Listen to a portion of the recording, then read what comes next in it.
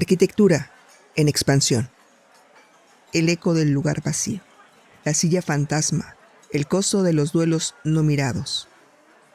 Observen una mesa familiar. No la comida, no las conversaciones, no los gestos de afecto o de roce que ocurren en ese tipo de espacio. Obsérvenla como arquitectos, porque una mesa familiar no solo es madera y sillas. Es un sistema de distribución. Cada quien ocupa un lugar. Cada quien sostiene un peso específico dentro del equilibrio. Y cuando ese equilibrio ha sido construido alrededor de algo que no se nombra, algo que ocurrió antes, algo que se guardó porque era demasiado para cargarlo en voz alta. La mesa sigue ahí. Las sillas siguen ahí. Pero hay una silla que nadie ocupa, que nadie señala, que nadie menciona. Y sin embargo, todos la rodean con una precisión que solo da el entrenamiento de años. Hoy no vamos a hablar de duelo. Vamos a hablar de lo que ocurre en el cuerpo de los que quedaron cuando un sistema nunca pudo llorar lo que perdió. Bienvenido, bienvenida a Arquitectura en Expansión. El cuerpo que no entiende. Andrea tiene 34 años y un cansancio que no corresponde a su edad. No es el cansancio de quien trabaja demasiado, no es el cansancio de quien duerme mal. Es otro tipo de cansancio. Uno que está ahí cuando despierta. Uno que no mejora con el descanso. Uno que los médicos han intentado nombrar durante años sin lograrlo del todo. Análisis normales. Tiroides en orden. Hierro dentro de rangos. Nada que explique por qué una mujer joven, funcional, activa, siente que carga algo que no puede ver. Andrea lo describe siempre con la misma imagen. Es como caminar con algo encima que no sé cómo quitarme. No exagera, no dramatiza. Lo dice con la misma calma con que uno describe el clima. Como si llevara tanto tiempo así que ya forma parte de lo normal. Hoy tiene cita con una especialista nueva, reumatóloga esta vez. El consultorio es blanco, ordenado, con la luz justa para que todo parezca bajo control. La especialista revisa los estudios con la misma expresión que todos los anteriores. Concentrada, meticulosa, buscando la grieta en el material. No la encuentra. Porque la grieta no está en el material, está en la arquitectura. Mientras espera los resultados de los nuevos análisis, Andrea mira sus manos sobre las rodillas. Manos que se cansan rápido. Manos que a veces pesan más de lo que deberían.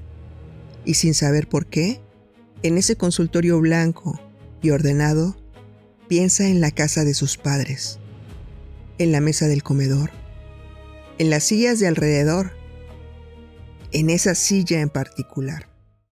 La casa de los domingos. La casa de los padres de Andrea huele igual desde siempre. A guiso lento, a madera vieja, a algo más que no tiene nombre pero que existe con tanta consistencia que se ha convertido en parte del olor de la infancia. Los domingos son el ritual. Toda la familia reunida. La abuela que ya cocina pero supervisa desde la silla del rincón. Los tíos, los primos. El ruido específico de una familia que lleva décadas practicando estar junta. Andrea llega tarde como casi siempre. Besa mejillas, responde preguntas sobre el trabajo. Se sienta en su lugar, el mismo desde niña, el que nadie ocupa cuando ella no está. Y entonces entra el tío Rodrigo. Nadie cambia de expresión de forma visible. Nadie se tensa de forma obvia. Nadie hace nada que un observador externo pudiera señalar. Pero algo ocurre en el aire de esa habitación que Andrea ha aprendido a reconocer desde antes de tener palabras para describirlo. Un reajuste. Sutil. Milimétrico. Como cuando una estructura se acomoda para distribuir el peso de algo que acaba de entrar. Rodrigo saluda. Rodrigo se sienta. Rodrigo sirve vino. Siempre vino. Siempre el primero. Siempre con esa ligereza estudiada de quien lleva décadas perfeccionando la apariencia de que todo está bien. Y la mesa funciona. La conversación fluye, las historias se cuentan, las risas aparecen donde tienen que aparecer. Todo funciona, excepto que en algún punto de la tarde, Andrea siente el peso instalarse. No en la mente, en el cuerpo, Los hombros primero, luego el pecho, luego esa sensación familiar de que algo invisible la está aplastando, desde un lugar que no puede señalar. Se levanta a buscar agua, se queda un momento en la cocina, mira a la ventana y en el vidrio por un instante ve el reflejo de la mesa, las cabezas, las manos, las conversaciones. Y hay algo en esa imagen que no cuadra del todo, como si faltara alguien, como si hubiera un espacio en esa distribución que nadie ocupa pero que todos rodean, con esa precisión demasiado exacta para ser casualidad. Andrea toma agua, regresa a la mesa y el peso sigue ahí. Lo que nadie contó. Hay una fotografía en la casa de la abuela, no está en la sala, no está en el pasillo donde cuelgan los retratos familiares. Está en el cuarto de la abuela sobre la mesita de noche, en un portarretrato pequeño que mira hacia la cama. Un niño, 3 años, quizá menos, sonrisa sin dientes todavía, los ojos de alguien que todavía no sabe que el mundo puede romperse. Andrea lo ha visto toda su vida. Lo ha visto sin verlo, de la manera en que se ven las cosas que siempre han estado ahí. Nunca le preguntó a la abuela quién era, o si lo preguntó una vez de niña, y la respuesta fue tan breve, tan cerrada y tan perfectamente diseñada para no abrir nada, que la pregunta no volvió a hacerse. Un angelito que Dios se llevó. Y eso fue todo. Un angelito. Un eufemismo que convierte el dolor más profundo de un sistema en algo que ya fue resuelto por una instancia superior, en algo que no necesita más palabras, en algo que ya no necesita ser llorado porque ya tiene destino. Pero los sistemas no funcionan así. Lo que no se llora, no desaparece, se instala, encuentra un lugar en la arquitectura de los que se quedan, y espera ahí, con una paciencia que no tiene límite de tiempo, a que alguien lo vea. El niño de la fotografía se llamaba Diego. Tenía 3 años cuando falleció, y fue en la calle, una tarde de invierno, en circunstancias que la familia guardó con tanta precisión que el silencio alrededor de ese evento se volvió más sólido que cualquier pared de esa casa. Rodrigo estaba ahí. Eso es todo lo que se sabe, eso es todo lo que se dice, que Rodrigo estaba ahí. Y el resto, la culpa, el dolor, la rabia que nunca tuvo espacio, el duelo que nunca tuvo forma, la pregunta que nadie se atrevió a hacer en voz alta. Todo eso se guardó. Se guardó el silencio de la abuela frente al portarretrato. Se guardó el reajuste milimétrico del aire cuando Rodrigo entra a una habitación. Se guardó en los hombros de Andrea cada domingo, y Andrea nunca supo que lo cargaba, porque nadie le contó qué era lo que cargaba. Solo le dijeron que había un angelito, que Dios se lo llevó, que ya está bien. La arquitectura del silencio colectivo. Aquí es cuando la historia deja de ser solo de Andrea, porque hay algo que ocurre en los sistemas familiares cuando un evento demasiado grande para ser procesado no encuentra salida. No desaparece, no se resuelve solo con el tiempo, no se hereda como recuerdo, se hereda como peso. En algunos sistemas ese peso se distribuye de forma más o menos equitativa. Cada integrante carga una parte sin saber que la carga. En otros, hay uno o una que termina sosteniendo más que los demás, no por elección, por posición, por momento de llegada al sistema, por lugar en la estructura.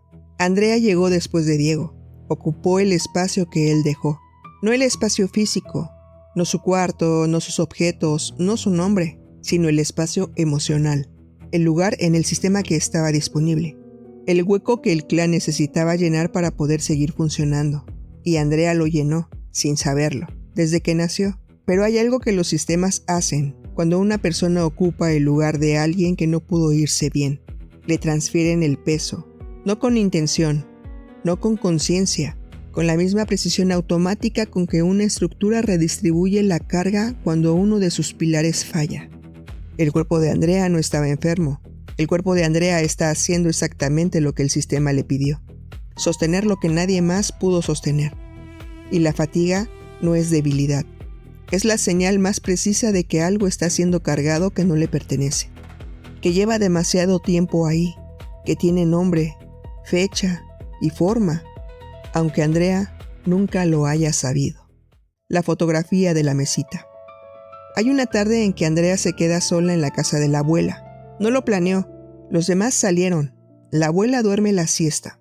Y Andrea se queda en ese espacio que huele igual desde siempre, con el silencio particular de las casas que guardan mucho. Camina por el pasillo, mira los retratos de siempre y entra al cuarto de la abuela. No a buscar nada, ¿o sí? A buscar algo que no sabe que está buscando. La fotografía está donde siempre. El niño con la sonrisa sin dientes. Los ojos que todavía no saben.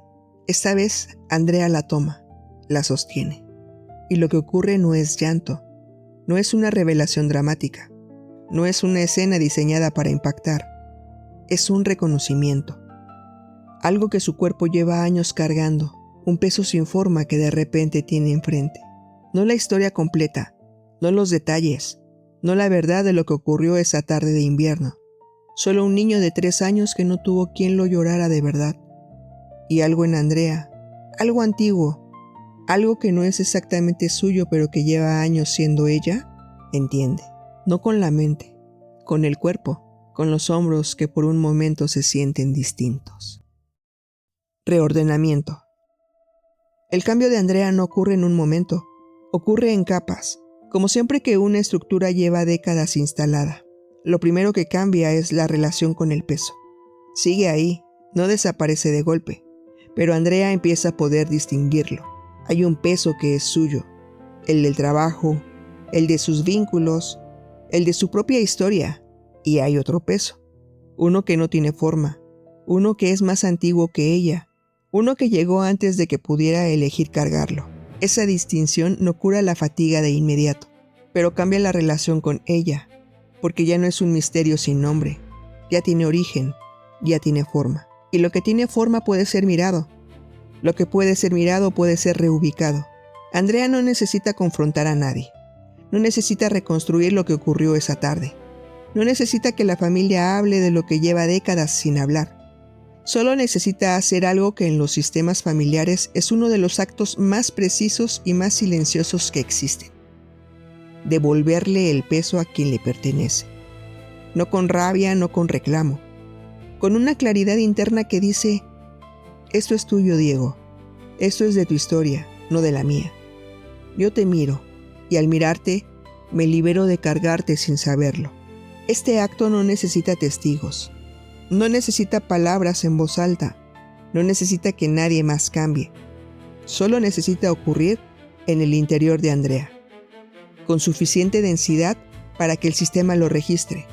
Y cuando eso ocurre, el peso no desaparece del todo, pero ya no es de ella. El siguiente domingo, Andrea llega a la casa de los padres. Besa mejillas, se sienta en su lugar. Rodrigo entra, el reajuste en el aire ocurre. La distribución milimétrica se activa. La mesa funciona como siempre, pero algo en Andrea es diferente. No en lo que hace, en cómo sostiene lo que hace. Sus hombros no bajan de la misma manera. El peso no se instala con la misma densidad. No porque la historia del clan haya cambiado, sino porque su posición dentro de esa historia ya no es la misma. Ya no es la que sostiene lo que nadie pudo llorar. Es Andrea. Solo Andrea. Con su propio peso, con su propia historia, con su propio lugar en esa mesa. En un lugar que ya no pertenece a nadie más. Impacto. Esto no era una historia de enfermedad. Era una historia sobre lo que los cuerpos hacen cuando los sistemas no pueden hacer lo que necesitan hacer. Llorar, nombrar, cerrar. Cuando un clan guarda algo demasiado grande para cargarlo en voz alta, ese algo no desaparece. Busca un cuerpo, encuentra un lugar, se instala con la paciencia infinita de lo que no tuvo salida. Y muchas veces ese cuerpo no sabe lo que carga. Solo sabe que está cansado. Solo sabe que algo pesa. Solo sabe que los análisis salen bien y el peso sigue ahí. La pregunta no es qué tiene el cuerpo. La pregunta es qué lleva cargando tu sistema que todavía no ha podido ser mirado. Porque hay duelos que no son tuyos. Hay pesos que llegaron antes que tú. Hay sillas vacías alrededor de mesas que todos rodean con precisión sin que nadie las señale. Y mientras esas sillas sigan invisibles, alguien en ese sistema las va a sostener, sin saber por qué, sin poder parar, sin que ningún análisis lo explique. La arquitectura más pesada no es la que se ve, es la que se hereda en silencio y se carga sin nombre. Te veo en el siguiente episodio. Arquitectura en expansión. Arquitectura en expansión. Observación en Axia, reflejo humano.